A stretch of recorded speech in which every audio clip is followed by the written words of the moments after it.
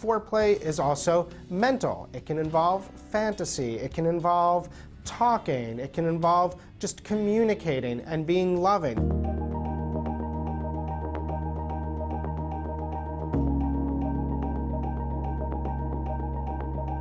So, foreplay.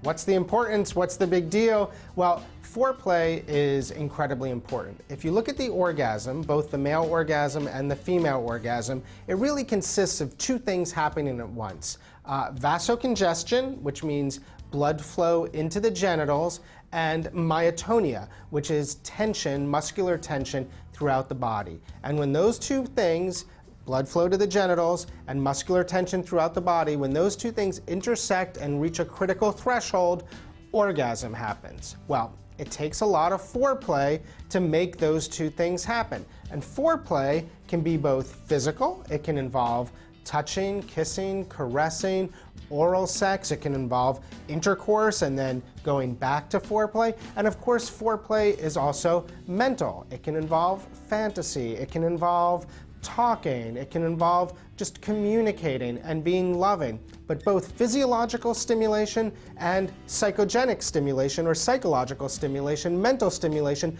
both play a big role in orgasm.